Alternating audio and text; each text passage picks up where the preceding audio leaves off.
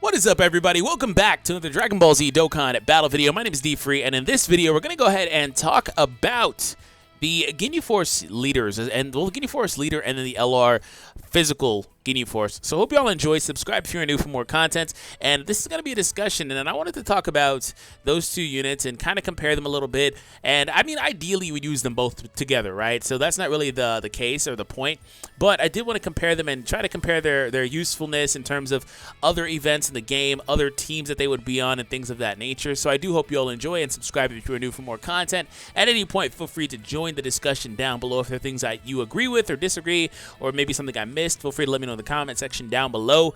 I'll be checking that out. Anyways, as far as this goes, we're going to go ahead and start off by deciphering, for the people that are not familiar with the information, how to pick up the GINYU Force units, just in general. There are several of them in the game, a lot of which have been summonable. These units right here in particular are basically all summonable, except for, I think, this guy right here, who you would get from Baba Shop if you truly wanted that card. Otherwise, all these ones up here are all technically quote-unquote free to play. So, as far as that is concerned, when it comes down to this unit, you know, these are the Dokkan Awaken, right? So, on a per-day basis, first day, AGL day, Tech day, Int day, STR day, Physical day, you get each one of these GINYU Force respectively. You're able to, and their orbs to make them 100%. This GINYU is the one that Dokkan Awakens into the LR, so he doesn't necessarily count. Same for this one right here. So you're able to go ahead and get those units on a per-day basis. On the weekends, all of them are live, but you cannot actually farm the units. You can only get the orbs. And as far as the two LRs are concerned, once you have completed 100%ing all 5 of these, you're able to get your first copy of the Tech one.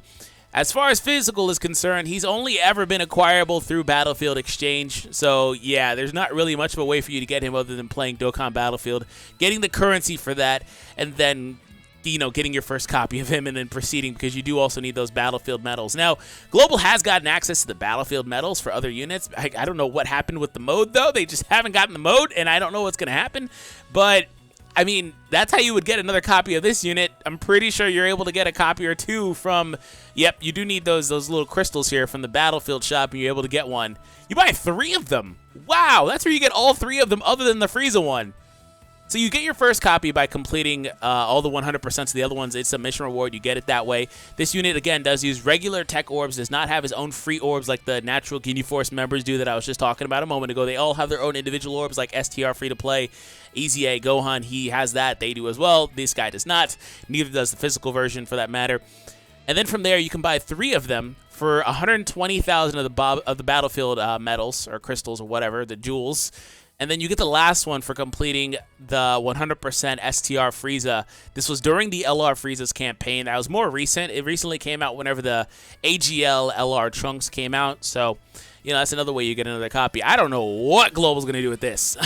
Because, yo, I mean, like I said, they've had access to the medals, but I don't think this currency even exists over there, like as far as like something that we can get right now. So that's something that we'll have to revisit at a later date. So to recap the unit, of course, I know that you guys could check it out yourself, but I do want to kind of go over it briefly.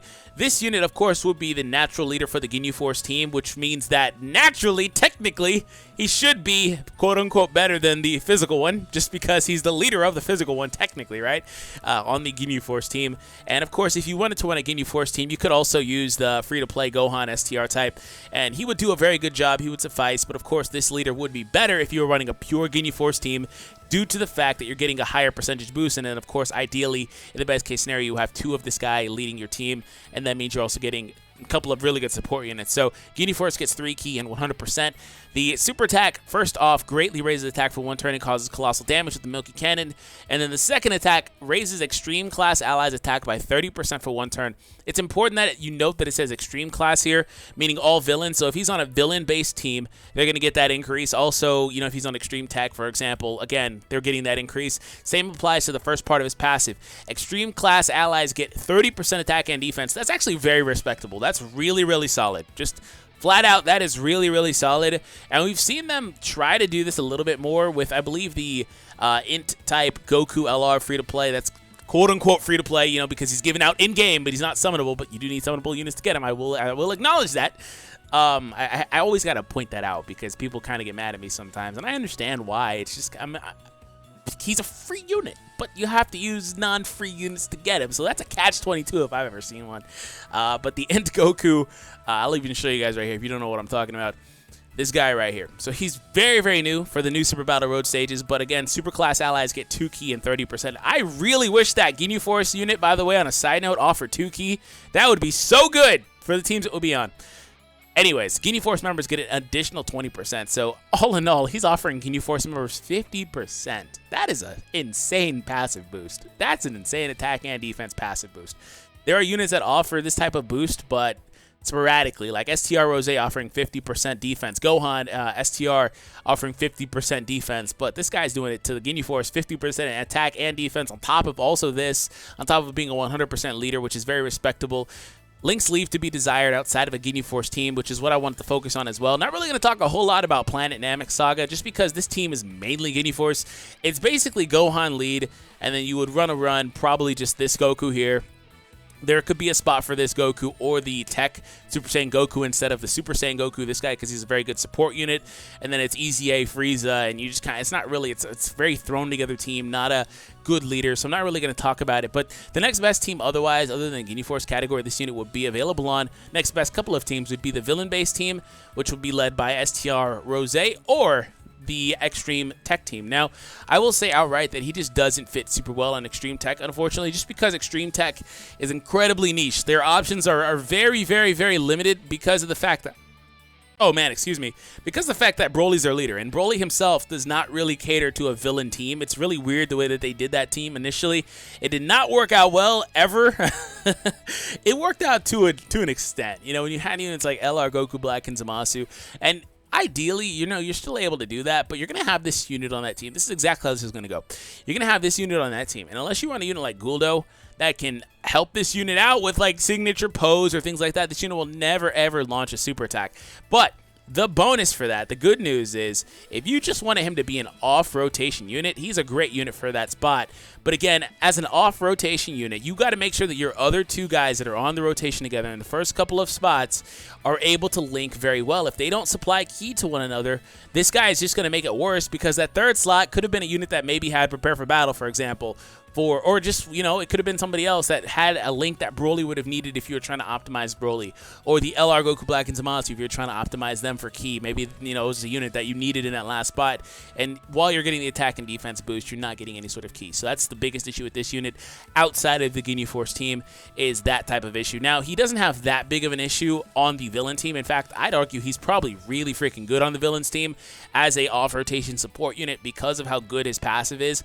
It's very, very modest, very respectable. Also, the good news about the villain team in general is that their leader, Rose, offers 3 ki. He's that support unit anyway. So Rose is such a freaking good unit. He always was, even his AGL variant, always was an incredibly good, very well-rounded unit, and the STR type is absolutely the same way. So he fits a little bit better there. So I would say, naturally, I would rank this unit as one of the better villains just in general, because, again, the very powerful passive increase he offers is worthwhile. So if we move over to the physical type. Now, the physical type is insanely old. This unit is a couple of years old, basically, or at least a year and a half old. It's been a while. So I actually really do think it's about a couple of years old, to be honest. But nonetheless, this is how this breaks down for this unit. So attack and defense and HP, all types get 77%. That was really good. In fact, it was one of the best, if not the best, all types leader skills for a long time in the game. And it was heavily inaccessible because even on JP, Battlefield just did not exist for a very long time. They took it away, never brought it back for a long time. I remember doing videos like, hey, where's Battlefield? You know, they didn't bring it back for a while, and now it's back, of course, and it's back on a rotation now, so it's there all the time now, basically. Super attack. First one does not raise attack like the other one does, doesn't do anything else. The second one raises defense. So this one has a little bit more of a defensive value than the other one.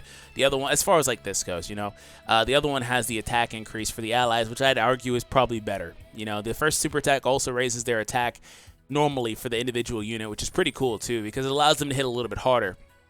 By the way, 16,000, 17,000, and 14,000, I'll round that one up, versus 23. Wow, HP is way higher over here. 17 and then 15. This unit has better stats, so I'm going to put that out there in this unit's favor. Basically has better stats. Attack just a little bit lower, 300 or so lower, but the other stats are so much higher that it really doesn't matter to me. That HP stat is really low. 16,000, that's not really low, but this unit's, more so this unit's HP is really high. 23,000 is a really high stat. Anyways, passive skill is where this gets kind of funny to me. So you remember how I was talking about, like, hey, you know, units kind of want the key. And this unit offers the key, which is great. It offers key, which is great. But it only offers the 7,777 attack, which is not horrible. Is it good today? No. Is it horrible? No. Is it bad? No. It's kind of like average is what I would say. Back at the time, that was great. It was freaking great. And I would still consider this unit basically optimal, if not optimal, like first couple of secondary options for the extreme physical team. I think this unit is really, really good. And it fits very well on the team also because of the fact it has shocking speed, which is another thing that the other unit does not have, by the way.